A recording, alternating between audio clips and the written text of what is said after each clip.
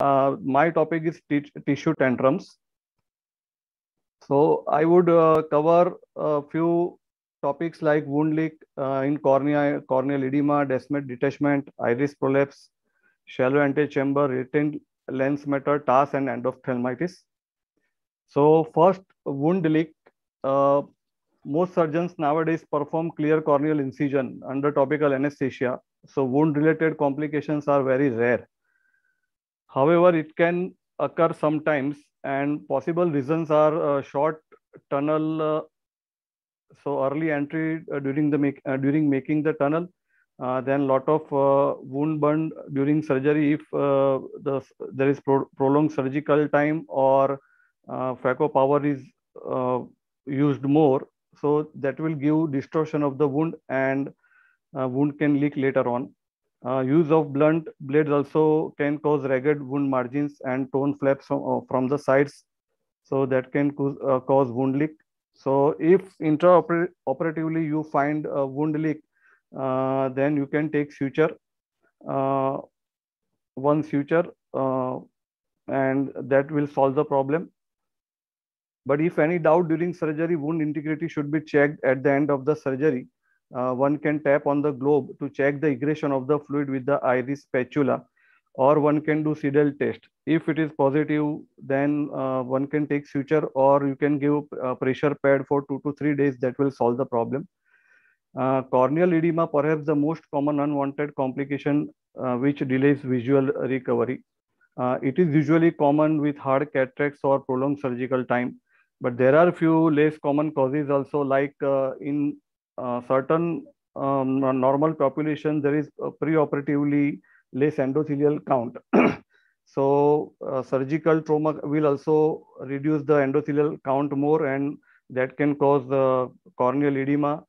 There can be undiagnosed fuchs dystrophy preoperatively, which can lead to corneal decompensation, or there can be some toxic reaction to the intraoperative fluid or intraoperative drugs which we use, like antibiotic or preservative-free xylocaine, can cause some toxicity. So normally for mild corneal edema, there is nothing much to do. It will usually resolve by itself with routine post-operative therapy. But if there is severe edema, steroid can be put more frequently, maybe 2 hourly for first 2 3 days. So that will help in reducing the corneal edema. One can use 5% sodium chloride hypertonic agent and atropine like cycloplegics. So usually within few days or it will resolve by itself. But sometimes if there is a endothelial more of endothelial loss, or there is pre-existing Fuchs dystrophy, then the edema may persist and it can go into corneal decompensation. So in those cases, only solution is to do corneal endothelial transplant like DSEC or DMEC. Descemet detachment is also quite common, and incidence is usually more with SICS than phaco. Most of the time it happens at the incision sites, either side port or the main incision, and mainly it is due to improper instrument insertion or inadvertent viscoelastic injection. If while injecting viscoelastic, if needle is not inserted properly into the wound, then the viscoelastic will go between the stroma and the endothelium, and it will detach the endothelium. Rarely Descemet or Axis. Why I have mentioned this? Because in my initial days, I had one patient in which I did literally Descemet or Axis instead of capsular Axis. So I would like to just talk about it. It was a very old patient with hard cataract, and I was doing SICS. So after opening the incision with the entry knife, I started injecting viscoelastic, and I didn't realize that I have already detached the Descemet. And Descemet was lying, it was completely detached and was lying over the anti-lens capsule. So instead of doing capsular axis, I did Descemet or axis. And unfortunately, that patient went into corneal decompensation and keratoplasty was done.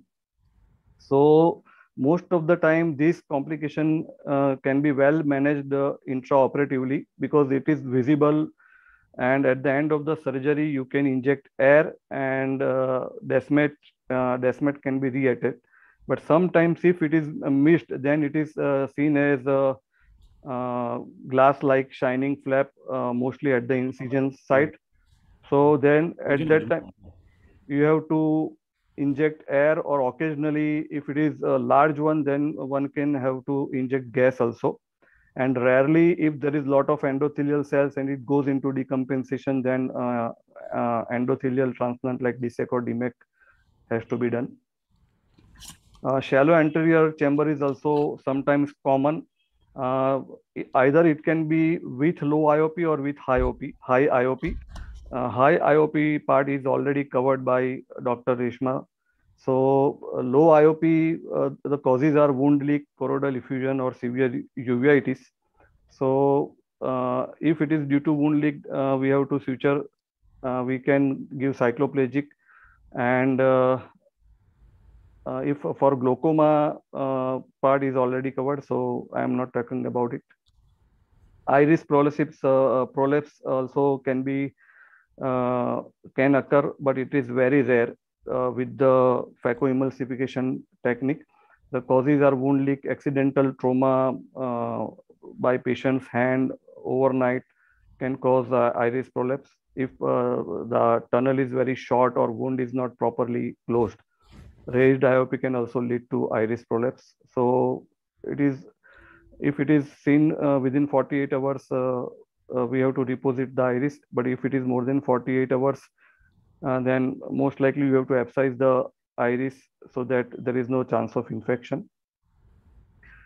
Retained lens matter. It is very annoying to see next day on the slit lamp that there is a chunk of cortex or even lens fragment which is lying in the AC or in the pupillary area.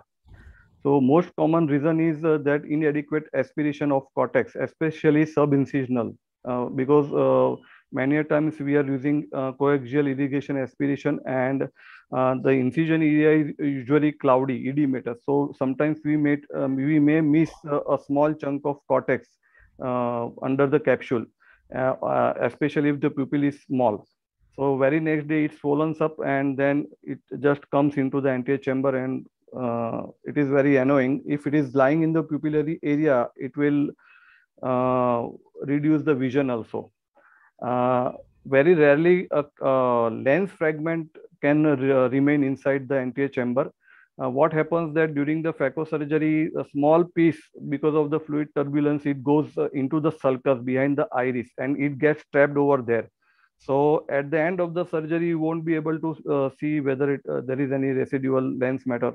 So very next day, it will come out, dislodge into the anterior chamber, and in that case, the only solution is you have to again take into the operation theater and remove surgically.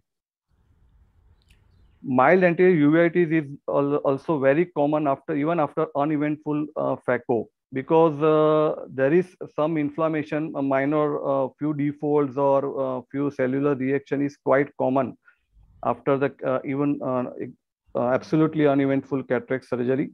But usually it resolves with the routine post-operative treatment. But sometimes there is severe inflammation. In that case, you have to give more frequent steroid cycloplegic, and you have to rule out certain systemic factors also which can cause more inflammation. One of the most severe inflammation scenario is a toxic anterior segment syndrome.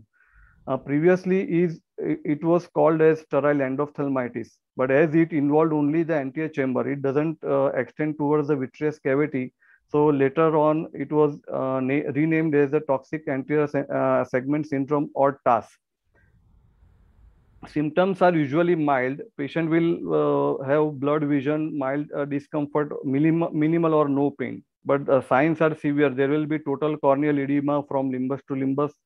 Of course, there will be minimal congestion. Sometimes there can be hyphema, or in severe TAS, fibrin may be, antechamber may be full of fibrin, or sometimes pupillary membrane may also form. Initially, IOP would be lower, but later on it can rise because of the inflammatory matter clogging the trabecular meshwork. So possible causes are preservatives in drugs or irrigating solution. There can be improper concentration of drugs used intraoperatively. There can be traces of chemicals used in sterilization process remaining on the instruments. Contamination of instruments with bacterial endotoxin during sterilization also. Sir, just 1 minute. Treatment, mild cases, topical steroids with more frequency will suffice, but in severe cases, oral steroid or even subconjunctival steroid can be considered, along with strong cycloplegic and IOP lowering agents. And the last one is infectious endophthalmitis. With nowadays, it is very rare in our high-tech setup, but it is the most dreaded complication. Incidence is very low, and the best way for the anterior segment surgeon is refer the patient to the VR surgeon. The mainstay of treatment is the intravitreal injections of antibiotic. Common pathogens are gram-positive cocci like strepto and epidermidis and Staphylococcus aureus, which is more virulent. But sometimes gram-negative infection can also occur.